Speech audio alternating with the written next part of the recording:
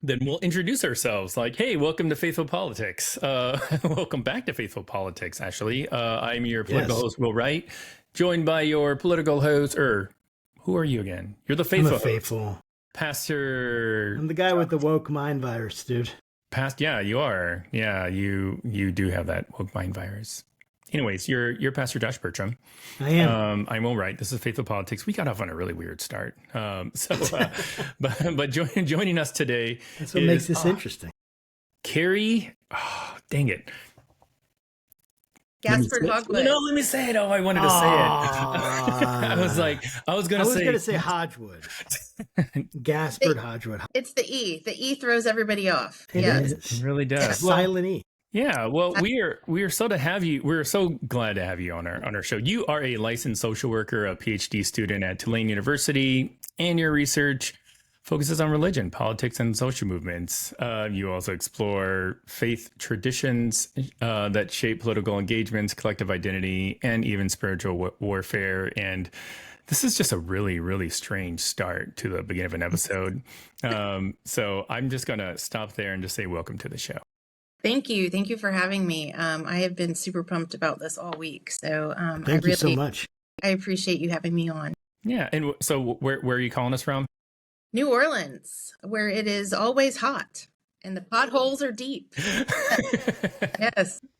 Very, very nice. Well, yeah, so you are currently in the middle of writing a dissertation. This is kind of like your field of interest, of passion, religion, politics, social movements, but it wasn't always. And I'm curious, why don't we just start off by just help us walk through a day in the life, 4 years of Karrie, and how did you kind of get to the point today where, now you're writing, like, I don't know how many pages your dissertation is going to be, but a lot more than probably I've ever written. So how'd you get to this point?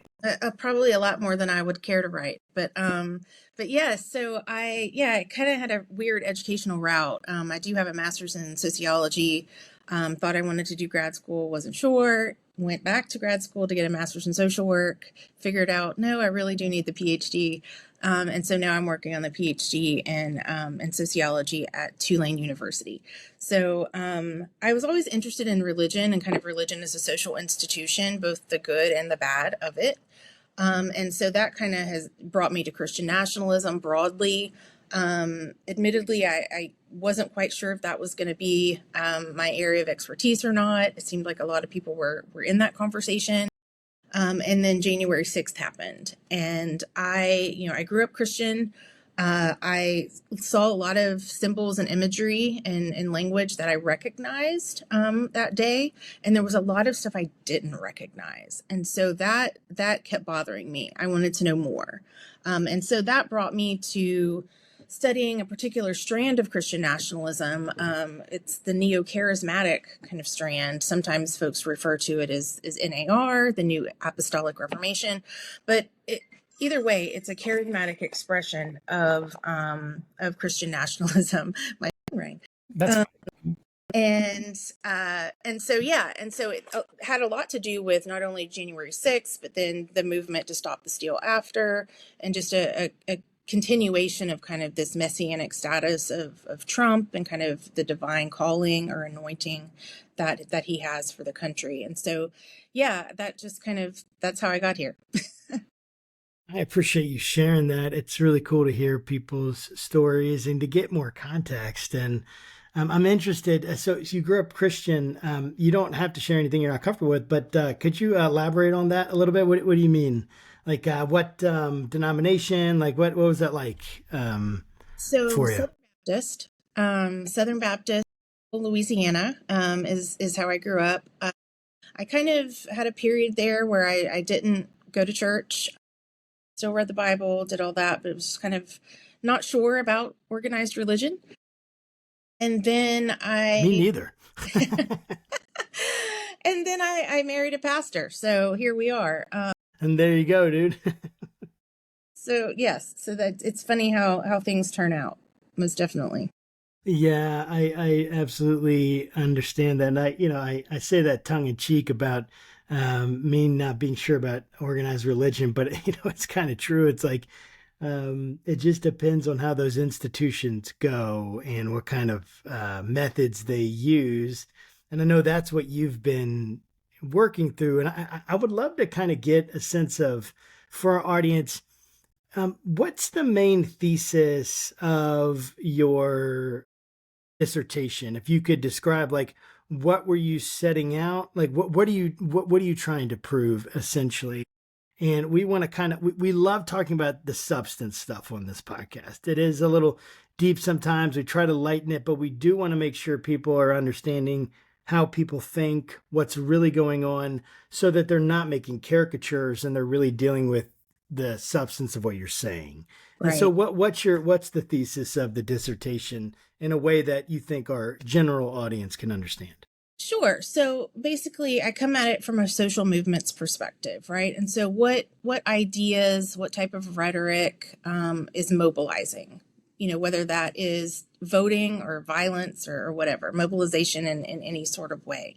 So my dissertation is looking specifically at spiritual warfare rhetoric, and really looking at the idea of framing. So in social movement scholarship, there are different types of framing: diagnostic, prognostic, and motivational. And so I'm looking at all that breaks down to the gist is I look at how the enemy is constructed. So who are they saying is the enemy, right? And then in order to do spiritual warfare against, and then how are they framing this idea of spiritual warfare? What are they saying to do about the threat of the enemy? And then the last piece is looking at, you know, are those ideas actually mobilizing? Do they spur political engagement? Whether that's, you know, putting a sign in your front yard, or voting a certain way, or running for school board, whatever it is, right? And so I really kind of want to look at that whole piece from spiritual warfare rhetoric. Who is the enemy? What's being said to be, you know, done about it, and why should people do anything about it, right? What are those motivational elements? Does that make sense? Yeah, it totally makes sense. Yeah, I think that's so fascinating because, like, so I didn't grow up Christian. I came to the faith 2008-ish. And, you know, I've heard the term spiritual warfare and before I was a Christian, and just thought it was that's crazy talk. You know, like those like, you know, believers and their imaginary God and blah, blah, blah.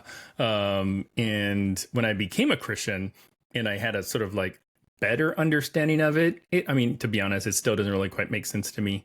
So like, could you just sort of unpack, like, when we're talking about spiritual warfare, like the image in my head are like, you know, a bunch of people riding on winged horses with swords, you know, about to attack each other or something like that. So what is spiritual warfare?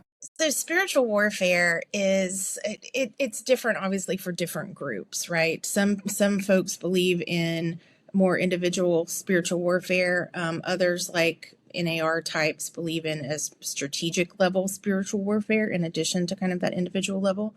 So spiritual warfare is essentially it's war, right? In the spirit realm. It is the forces of good versus the forces of evil, right? And so there are different types of ways to engage in spiritual warfare.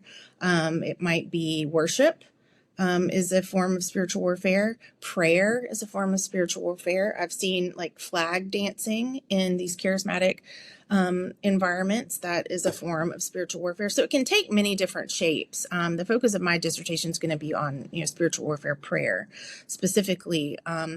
But the language of spiritual warfare is inherently kind of this binary, you know, good versus evil. For example, so NAR or neo-charismatic types believe in 3 different levels of spiritual war. So you have the individual level, and that can be anything from, you know, a heart condition, an addiction. They would even classify, if you identify as LGBTQ, that you are infested with a particular demon that is controlling these aspects of you. Gout from, you know, cancer to anything, right? And so they'll essentially do this spiritual warfare prayer and practice to rid the individual of those demonic entities. There's an occult level spiritual warfare. It's kind of the meso level, that, you can pray against different religions, right? Different occult practices. The Masons are often a target of these. But doesn't everyone kind of feel like the Masons? I mean, except for Masons, doesn't everyone kind of feel like they're crazy? Because you're like, what is this Masonic temple? And why is it a temple? And Masonic just sounds like messianic. And so it sounds, I mean, am I off on this one? I mean, I just feel like, I don't know. Sorry, I interrupted. But the Masons, I'm just like, the Masons, like what? And actually, interestingly enough, in the Assemblies of God, which I was a part of, maybe I shouldn't say that. Maybe I should. Maybe I don't know. But I love the Assemblies. They've done so much for me, and even though I can critique parts, I love it. But anyway, one of the things that you have to do is say that you're not going to be in one of these like secret societies to be a minister. Like you can't belong to both. So it's like, what's up with that? Right. Like, what's going on? It's a conspiracy, man. Yeah. Something's happening. Anyway, sorry, go ahead. The Masons get the wrath of many people. Yes, it's they've been a target for sure. So yes, that would be the occult level, right? Of different religious symbols, practices, things like that. Feminism, maybe, different ideas like that.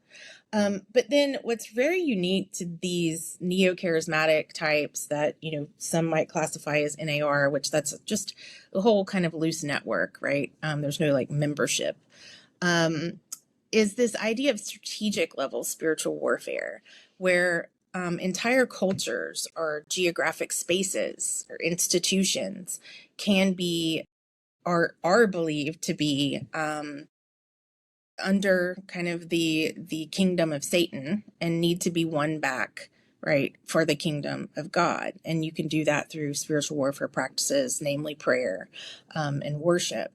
And so what's really interesting about that is it's this idea that the war is waged in the heavenlies, they would say, against principalities and powers, but the effects of that war are seen and are very tangible right here on earth, right? So maybe different policy positions, different people winning elections and that sort of thing, right? So that's what is extremely interesting to me about this movement, is that while they will say that the war is occurring, the battle is occurring in the spiritual realm, the effects of it are intended to be seen in the natural, what they would call the natural world. So like when there's like a major hurricane or tornado or some sort of like natural disaster, there are some that would attribute that tragedy to God's feeling on a particular issue. Would that sort of like fit kind of in the realm of what you're describing? Yeah, I mean, for that, the way I've heard it phrased in terms of like natural disasters, it's more kind of God's wrath on a people for believing a certain way or behaving a certain way. So that would be more, I think, at least in how I've heard it, of more of a punishment, the wrath of God against his believers or against people who don't believe, right? And so spiritual warfare is more the active need to pray against particular demonic entities in order for God's people and God's will to inhabit the earth, really. So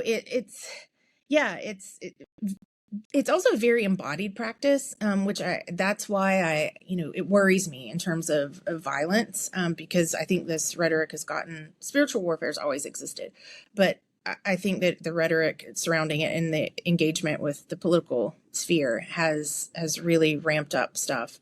And I worry about kind of the violence. And so, a lot of this is, the goal is change, is political change in the natural world. You also see things, spiritual warfare practices like Jericho marches, right? And you saw a lot of these before January 6th, folks walking around, maybe the Supreme Court, and praying against the demonic forces that guide the justices within it.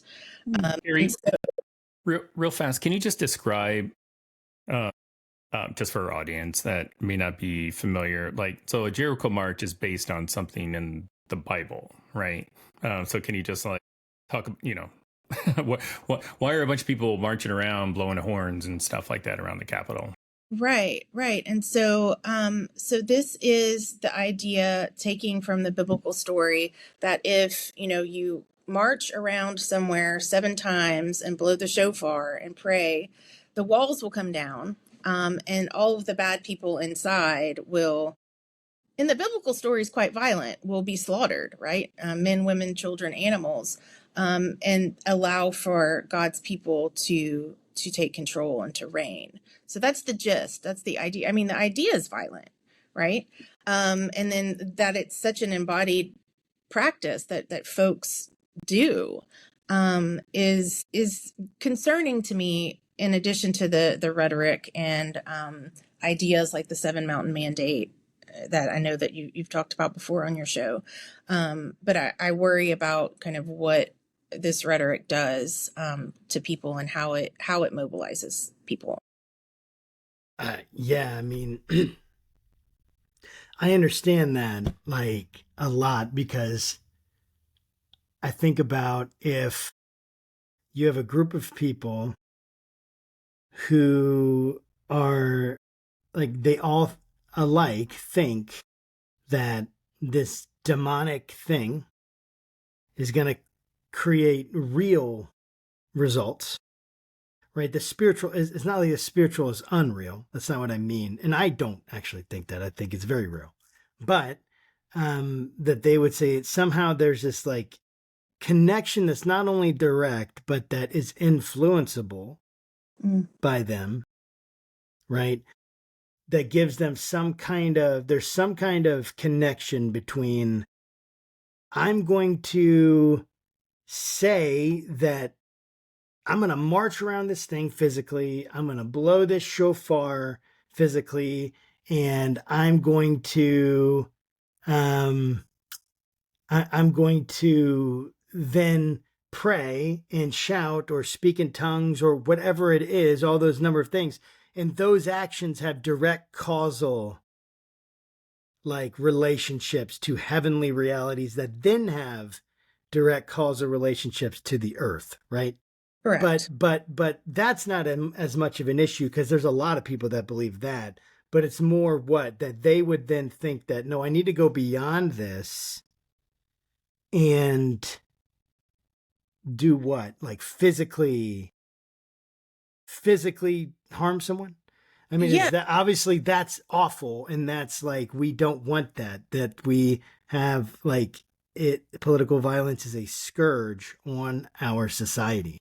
And so, but is that the concern? That's the concern for me. I mean, you take ideas like the Great Replacement theory idea that has, really motivated different mass shooters, right? I mean, ideas can motivate people to violence. And so to your point of, I think spiritual warfare has always existed, right? And some in denominations, right? Like with Assemblies of God and things like that. And I'm thinking back, like also just hymns that we used to sing in church about onward Christian soldiers, right? And all this battle imagery. There was a song that I learned in Vacation Bible School about the Lord's army, something about like, I won't ever. I'm in the Lord's army. Yes, sir. Yes. I'm in the Lord's army. Yes, sir. Exactly. I may never march in the infantry. Ride in the cavalry, shoot the artillery. I may never fly over the enemy. But I'm in the Lord's army. Right? Oh, yeah, right? we sing that all the time. Yeah, right? And so you have... Am I a Christian nationalist, Will? No. Is that... that is not it. Yeah, it's interesting because, and you have like what's the verse from Ephesians about putting on the armor of God. I mean, these have existed, right, for a really long time. I think that right now there's a shift. There has been a shift in my lifetime from, at least when I was presented with these things, they were presented in terms of kind of the need for discipleship, right? The need to go out and to make disciples among men, and Yes. And to, which was also tied into kind of this particular eschatology, right? Of this end times understanding that there will be a rapture, and the people who are saved are going to go to heaven, and the people that aren't are going to go to hell, or spend, quite a while during this time of tribulation. And so you want to go out and be a disciple, right? You want to win people for Jesus. You're concerned about soul saving, right? And so to me, growing up, that was always in the context of like spiritual battle, right? That was always presented kind of more in that way, in the discipleship. Not to say that, political entities didn't also use that for colonization purposes and those, but I'm talking about like people in the pews, right? Understanding the idea of we need to go out and make these, disciples and win people for the Lord, right? There's been a shift from discipleship now to domination. And so that is in my increasing concern with violence comes in part from that. So no longer is it go disciple folks, it's go dominate folks. And you see this idea in the increasingly popular idea of the Seven Mountain Mandate, which essentially is a dominionist idea or dominion theology that's really derived from a particular reading of Genesis that says, man should take dominion over the earth and everything in it. And so if you're not familiar with the Seven Mountain Mandate, I know you guys are, but if your listeners are not, this is just the belief that God has mandated that Christians climb atop and rule over the different mountains of culture. So things like education, arts and entertainment, media, government, the family, religion even.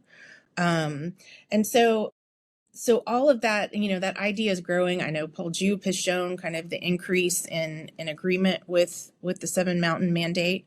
And when you believe that, right, and then you also throw in the spiritual warfare aspect of good versus evil, there's no talking, there's no compromise. You don't compromise with a demon, right? You get rid of a demon.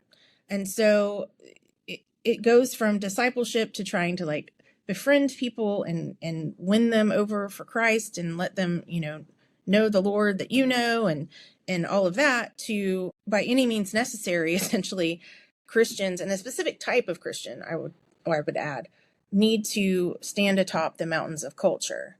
And this also, like the discipleship one, I think is kind of really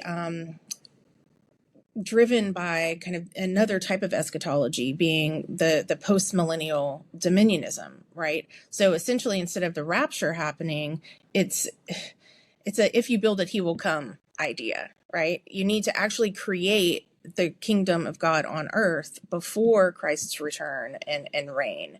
And so that necessitates political engagement, right? And you need to, whether it's vote a certain way or pray a certain way, you need to be engaged politically to make sure that those political shifts happen so that the kingdom of God can be realized.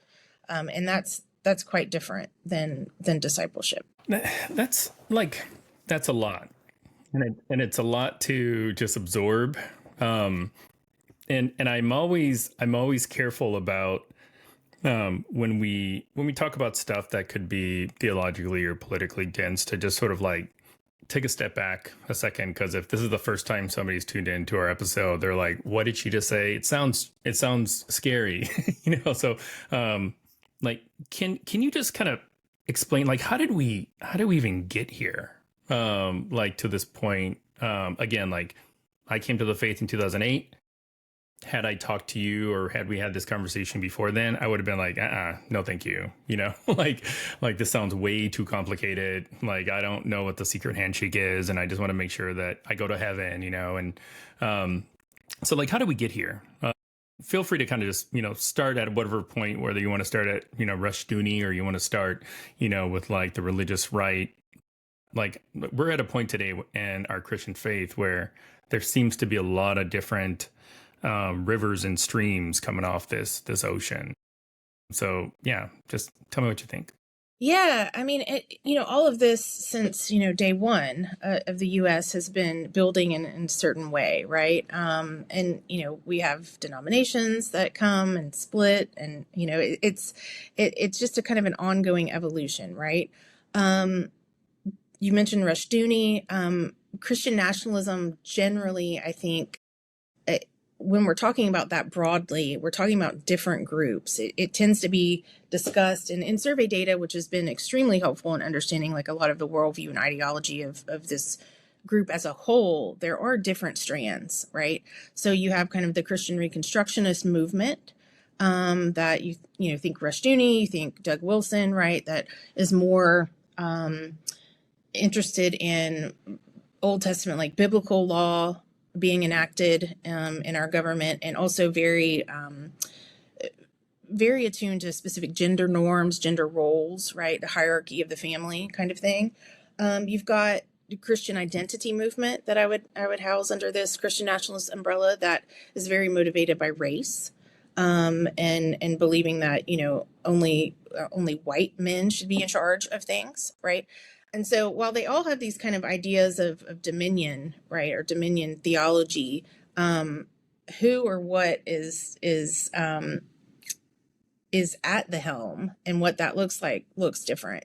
And then you have kind of your moral majorities, kind of your non-charismatic Christian right, that's kind of how I distinguished them, and then kind of the charismatic Christian right. And so all of these kind of have come together historically and have grown and shifted and merged in these really curious ways, right?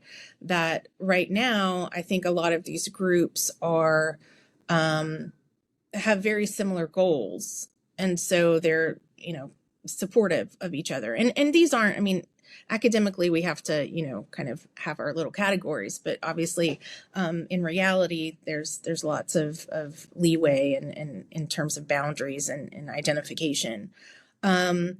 So all of that to say that I think as these different strands are growing and becoming more politically engaged, and social media has done, just media in general has done a lot of work for this, for these efforts in terms of, I'm thinking like prosperity gospel pastors and stuff that are more charismatic and would maybe lean toward NAR ideas. There's just been different ways to mobilize and easier ways to mobilize. And I think that we're seeing kind of the kind of confluence of that now. So for decades, we know the non-Christian right, the non-charismatic Christian right has worked diligently, very well financed, very well organized, right, to be able to influence policy. I'm thinking of groups like the Council for National Policy, Family Research Council, which has different state affiliates in Louisiana. I think it's the Louisiana Family Forum that do a lot of like legislative work and lobbying. And so you have all of that. And then as far as the charismatic expressions, it's kind of twofold. This charismatic religion is the fastest growing globally, right? So you kind of have an increase in adherence, but at the same time, you have Paula White Cain, who is Donald Trump's spiritual advisor has been for years. And she is not from a mainline denomination, right? She knows more prosperity pastors and televangelists and charismatic folks who, have these big media empires. And so, when Donald Trump wants to court the evangelical vote, he goes to who he knows, and she goes to who she knows. Right. And then before long, you have a lot of these folks who believe in these demonic entities who participate in spiritual warfare practices, who have these kind of narratives about the country, in positions of power that have the president's ear. And so, I don't think I feel like I wasn't very clear on this answer, but No. it's a host of things that have just kind of come together in this perfect storm at this time. I mean, I'm just like taking it in, and it's producing all sorts of like interesting ideas and questions in my mind. And one of the things is like, I would love for you, well, one, let me make sure I understand. All right. Just so let me make sure I understand for myself and for our audience. I like to play dumb sometimes so that I can, not that our audience is dumb, and I don't know where I'm going with this, except to say I like to simplify it because I want to make sure that people are understanding, and that from a broad view. Anyway, maybe we mark that and edit it out because that was kind of a weird way to say that. Never. Okay. Whatever. But here is my actual question, like making sure I understand. So if we're thinking about strategic spiritual warfare, because this is really the issue, right? I mean, people think about occult issues, but like, I mean, it's not that it isn't important, but it's not exactly the headlines of like, hey, gotta figure out this occult stuff. What's happening right now is the strategic spiritual warfare that seems to be now actually being manifested politically in certain ways. And I think that's the fear. Whether it is, whether it isn't, that can be argued, right? That's what we're doing, but that might be part of the fear. And what is taught, though, is at this strategic level that there are territorial spirits. Is that correct? Correct. Okay. All right. They would call them principalities and powers. So that is a biblical term. I do know that. They influence regions and institutions. Is that correct? Correct. Okay. So, and that Christians can map them and confront them. Okay. And that is through like what? How do they do that exactly? Like the chauffeur or that kind of stuff? Or... There's a thing called demon mapping that they'll use this kind of gift of discernment. Like demon hunter? Like K-pop demon hunter style? So what happened? Wait, sorry. One second, Karrie. Have you seen that movie? I have not. You should watch it. Over. But if you start talking about the Han Moon, I don't know what I'm gonna do. I'm gonna freak out. Anyway, I don't know what you're talking about. I clearly. Right, thank God. Okay, then please proceed. I need to have more cultural references. Yes. Okay. All right. Well, hold on. Like, I don't want this elephant to be in the room. So, K-pop Demon Hunter is like a Netflix hit sensation. Yes, they produce amazing that my kids songs love, like Soda Pop, Takedown, Golden. It's a Korean singing group that has to use their voice to cast the demons away. Okay. And the music is nothing short of like, I don't know, cultish. Like I can't get the songs out of my head. Yeah, they really are. Like, I kid you not, I have heard the theory that they are in fact devil worshippers, and they've sold their soul to Satan. That demonic influence is everywhere in that, which is probably a lot of what we're talking about, right? That demonic influence is there. They've sold their soul to Satan, and that's why their music is so good. Which that's a pretty old tale, though. Isn't it like Faust or something? Like, that whole idea, I'm selling my soul. And sell your soul to the devil. I think there was a song about that. Absolutely. But I guess what I want to make sure, and this is like overlapping a lot. It's really an ideology and belief of NAR, Seven Mountains, all of that. And so I guess I would love for you to talk a little bit more about this demon mapping. I know I kind of I interrupted you and said that, but talk about the demon mapping and what are we talking about when they're talking about spiritual mapping, strongholds, demon, all that stuff. What's going on? And then again, I guess bringing it back to, why should we be concerned? Not why should we care? Because I think there's a lot of reasons to care about it. Right. But why should we be concerned, or should we be concerned? Yeah. I'm gonna have to watch this K-pop Demon Hunter. It sounds very similar to what Sean Foyt's doing in terms of going, his kingdom that's to the totally capital. true. Well, going from the kingdom to the capital tour, right? That was going and using worship to push back against kind of these demonic strongholds in these capital cities that are typically democratic, that are typically blue, right? And so it's essentially the same concept. So yeah, maybe they owe Sean Foyt some of their royalties. I don't know. He would probably like that. So it sounds very Dude, I was saying Sean Foyt, the original K-pop Demon Hunter. Yeah, the original K-pop Demon Hunter. Dude, Yeah, that's gold.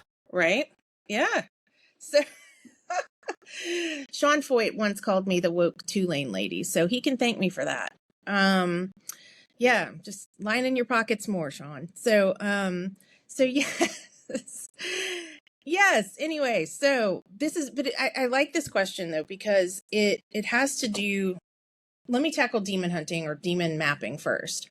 It is believed that you can go around a city and apparently, though I've never seen this done, read about it, apparently we'll look up different, just historical facts. Like maybe there was a slave trade on this corner, right? Which is awful and demonic.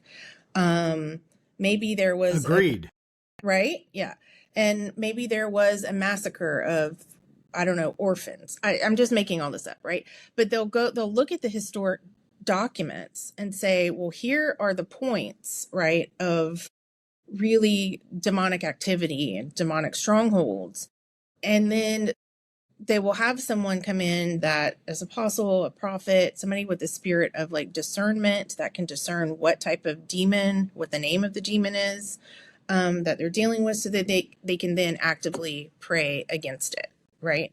And so that is that's the gist of demon mapping and spiritual warfare in that way. I think it's fascinating, the strategic level spiritual warfare, and it ties very, very well into the American story and other narratives in Christian nationalism dealing with land. And the belief is, you have a host of folks on the Christian right. I'm thinking like Rick Green, pseudo-historian, what's his name? David, oh poot. I know who you're talking about. Barton. Yes, thank you. Who promote a particular historical narrative, right? And essentially the gist of it is not only was the America or the US founded as a Christian nation, but that in doing so, it kind of, and it being its inhabitants as well, entered into this covenant relationship with God, right? And so as long as you are a good Christian and you are putting forth policies and politicians that are promoting the values that God likes, the nation of the US will be blessed, right? If it is not blessed, then we're not in God's divine favor, and then all hell breaks loose, right?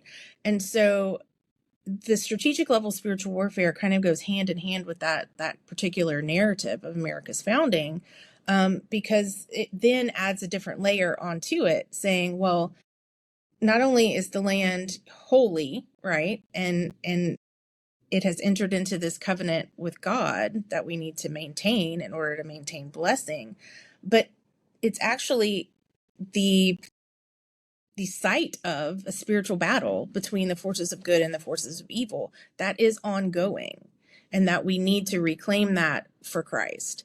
And so it's a very interesting convergence, I think, of these two ideas of the origin of America and of strategic level spiritual warfare.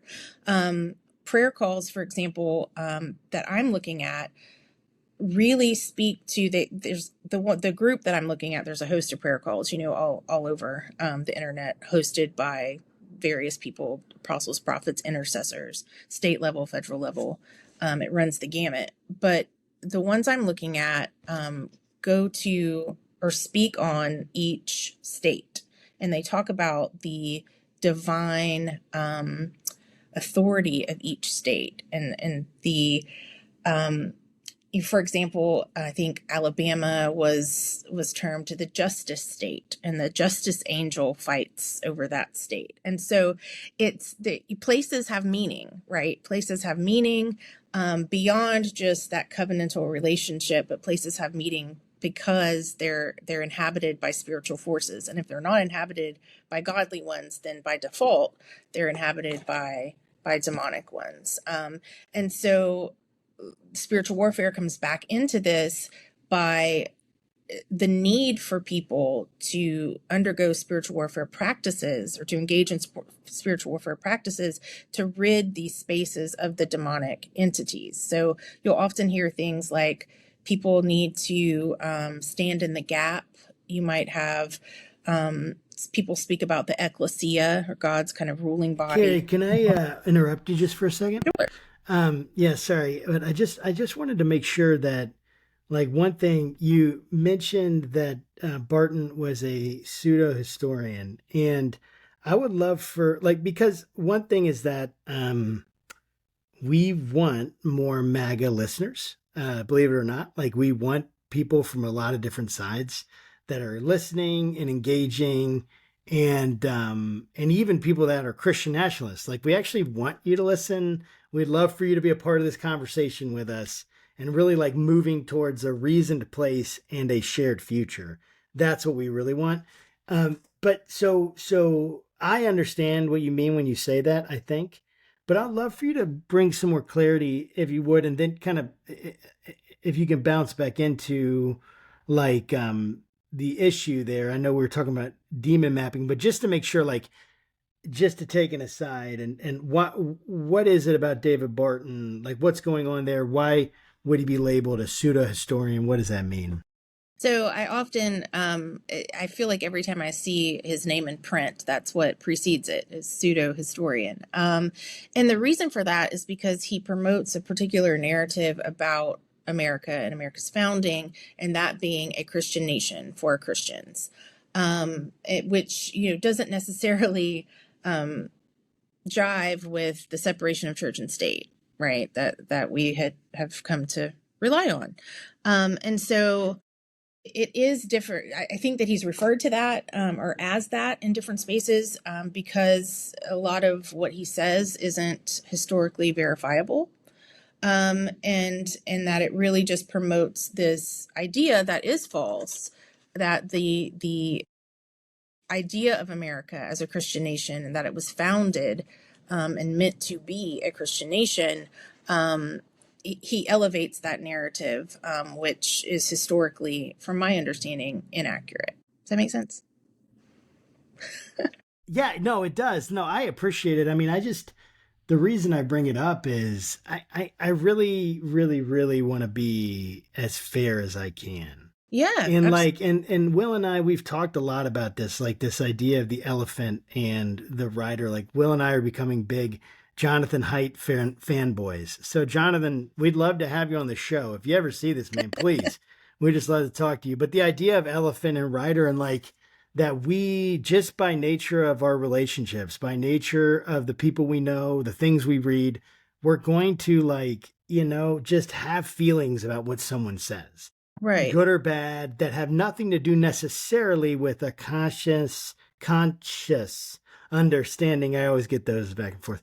A conscious understanding of the evidence or why or the rationality. And what I'm always trying to remind myself is, I don't want to just I don't want to say, that guy is a pseudo-historian because I don't like what he's saying. Gotcha. Yeah. Because it makes me feel weird, or I don't like it, or it signals bad in my mind. Yeah. I actually want to know why and wrestle with those arguments. And I'm not saying you haven't or don't, or should have.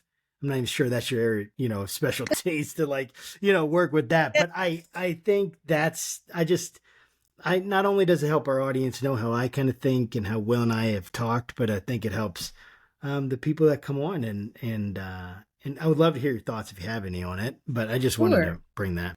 Yeah. And thank you for that. And yes, I mean, we're not getting through this current polarization without dialogue, right? Like, that's just not going to happen. So I appreciate the opportunity to clarify and to add some more points on that. We as Americans have kind of shot ourselves in the foot in terms of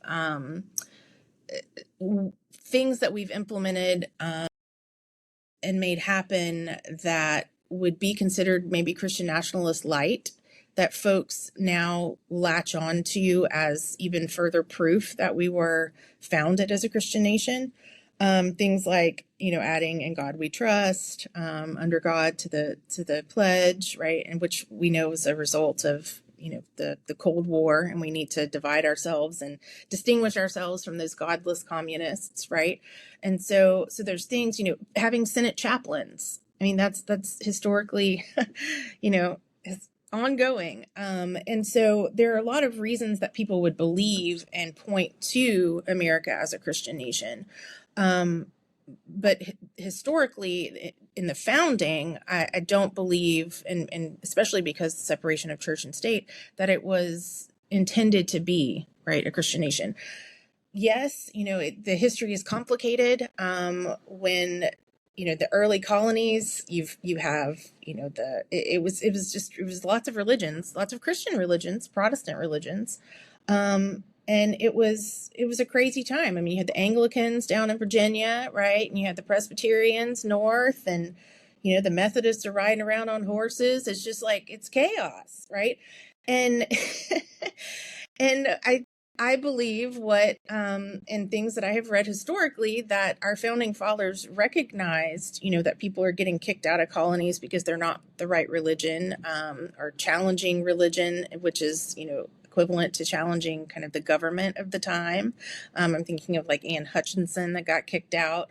And so our government, our founders recognized the inherent divisiveness of this and wanted to say, we need to have freedom of religion, right? We don't need to have tests for office, right? Catholics couldn't even hold office, right? In early America, right? They weren't even deemed Christian. And so all of that to say, I think that there's a very complicated history, both, from the origin of the U.S. and who came, and the different, specifically Protestant groups that came, and that reality, along with the reality of things like Senate chaplains, more contemporary things, right? Of God we trust in our money. And those are taken to be evidence of the U.S. as a Christian nation. And from my understanding, that is not what was intended from the founding documents. And it was freedom for anybody to practice whatever they wanted, whatever type of faith tradition, or no faith tradition at all, right? To be able to do that. So all of that to say, yes, it's a complicated history. That's not my area of expertise, as you pointed out, Josh. But I do understand a lot of the complicated elements that have gone into this, and into people's current belief that this is, America is a Christian nation. You also have folks who believe that we've read or understood the separation of church and state incorrectly all of these years, that, their argument would be that the government should never influence the church, but the church should always influence the government, right? And I've heard, people like Mike Johnson say things like that, and kind of frame the separation of powers in that. And so, yeah, it's a complicated argument. There are two competing narratives right now. And one particular narrative, right, that you typically find, not always, typically find on the right, gives legitimacy to also this idea of the covenant relationship with God, with the land, that gives legitimacy to the efforts of spiritual warfare practices to turn the country back to God, specific type of God, right?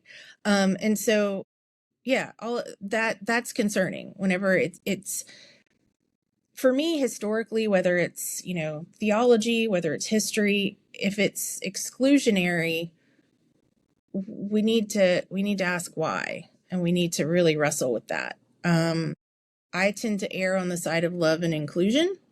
And if you're telling me I need to, for religious reasons or political reasons or otherwise, need to exclude a certain group of people, I've got issues with that, And so I think, obviously I'm a person that's biased. So I think how I read history, how I understand the Bible is kind of really the overarching theme for me is love and inclusion. And so I tend to err on the side of that. I love that. To be human is to be biased. So, man, I could keep talking to you for another hour, but we all have day jobs, and but I have to ask. You're in Louisiana. Mike Johnson, Speaker of the House, he's from Louisiana. What's the general vibe like? Pretty widely liked. Folks are super stoked that you're going to be getting National Guard, policing your streets or something. Like I'm just curious. Yeah, I mean, well, I can't speak for all of Louisiana. I mean, Louisiana voter wise is a pretty red state. New Orleans isn't. And so as we do, tend to, kind of surround ourselves with similar people and similar perspectives, which is really horrible because we all get into our different echo chambers. But, not a fan. Not a fan of somebody who's going to speak of the separation of powers in that way. Not super thrilled about National Guard potentially coming to, unless it's for Mardi Gras. I mean, we need all the help we can get for Mardi Gras. Yeah, but just kind of the everyday. Those beads aren't going to throw themselves. No, they are not. And so, yeah, just not very thrilled with kind of that turn of events. So what you gonna do? Yeah, I guess you're gonna keep living your life and just keep doing good to the next person, using your voice in the best way you can, honoring God and the people around you. And I mean, and writing words. I know you had Paul Jupe on writing words before, and when this airs and he sees me on here, I'm going to get a message that says, "Why aren't you writing?" So I'll get back to you very soon. I was going to actually bring up the Jupe thing, because when I had him on, I was like, is it Jupe or is it Jupe? And there was a little bit of disagreement about how him and his wife pronounces it. But I'll take it on your word that it's Jupe. Yes, maybe I'm doing it wrong. Yes. Who knows? I feel like I'm doing everything wrong right now. This is the experience of the PhD program. Yeah, you're good. It's okay. I think I'll just give you that encouragement. I'm not sure if it's true or not, but you're good. You're great. I have to say that to myself, right? Sorry, yes. I'm not the best encourager these days. I actually do think, though, you actually are going to be good, and I hope so. There's hope. There's no doubt. Allegedly. So we'll see. Yeah. Yeah. Well, so here's kind of I'd love to for you to let people know how they can connect with you, how they can follow your work, what's going on, if you want that, or I don't know how much you want people to connect with you or not. So just kind of whatever you want to say here and when your dissertation is coming out, or how they can see that. Just, So I've got a couple of things coming up in New Orleans. So if you're in New Orleans, reach out. We'll have a conversation with Amanda Tyler and with Robbie Jones and Jay Augustine and others coming up in the next few months. You can find me at KarrieGaspard.com. And that, if you need to connect with me, there's a way to go ahead and do that. Other than that, I think I try to stay off of Twitter, Blue Sky, Truth Social, all of them. I try to just, Instagram is helpful if you want to look at pictures of my dogs and food. There you go. I love food as well. Yeah. That's something we can all have in common. Yes. Well, thank you so much, Karrie, for coming on the show, spending some time with us. It's been really cool to kind of hear your insight, your heart. Appreciate you. Thank you. Appreciate it. To our friends and who've joined us, our viewers, guys. Thank you for being here. Like, subscribe, do that stuff that hacks the algorithm. We need it. We need you, because we need more sanity out there in the craziness that is our American politics and our culture right now. We just need unity. So we need your help. And we love you guys. Thanks for your support. And until next time, keep your conversations not right or left, but up. God bless.